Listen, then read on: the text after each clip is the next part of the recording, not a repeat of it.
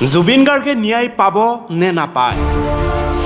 নিৰ্বাচনৰ পাছতেই মুকলি আকাশৰ তললৈ আহিব নেকি শ্যামকানু মহন্ত সিদ্ধাৰ্থ শৰ্মা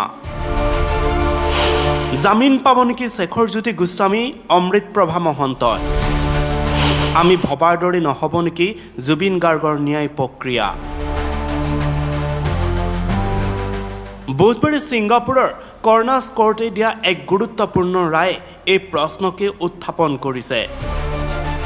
জুবিন গাৰ্গৰ ৰহস্যজনক মৃত্যুক মুখ্যমন্ত্ৰীয়ে হত্যা বুলি কৈছিল কিন্তু ছিংগাপুৰৰ কৰ্নাছ কোৰ্টে দিছে গুৰুত্বপূৰ্ণ ৰায় জুবিনৰ স্বাভাৱিক মৃত্যু হৈছিল তাৰ বাবে জগৰীয়া নহয় শ্যামকানু মহন্ত আকস্মিকভাৱে পানীত ডুবি জুবিনৰ মৃত্যু হৈছিল বুধবাৰে এইদৰে ছিংগাপুৰৰ কৰ্নাছ আদালতে দিয়া ৰায়দানক লৈ এতিয়া ৰাজ্যজুৰি প্ৰতিক্ৰিয়া হিয়াৰ আমঠু জুবিন গাৰ্গৰ ৰহস্যজনক মৃত্যু এতিয়াও যেন পাহৰিব পৰা নাই অসমৰ ৰাইজে ছিংগাপুৰৰ কৰ্নাছ আদালতৰ ৰায়ে কিহৰ ইংগিত দিছে যি সময়ত ছিংগাপুৰৰ আৰক্ষী তথা তদন্ত প্ৰক্ৰিয়া নিখুঁত আৰু স্বচ্ছ বুলি ধাৰণা কৰা হৈছে সেই সময়তে এই উদ্বেগজনক খবৰ আহিছে অসমলৈ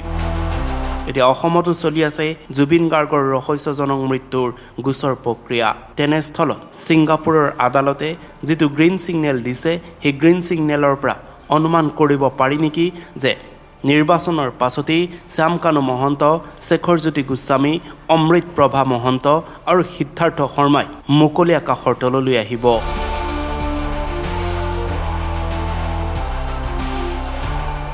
যদিহে এই ইংগিত বহন কৰিছে তেতিয়াহ'লে অসমৰ বাবে ইয়াতকৈ আৰু চৰম আৰু দুৰ্ভাগ্যজনক ঘটনা একোৱেই হ'ব নোৱাৰে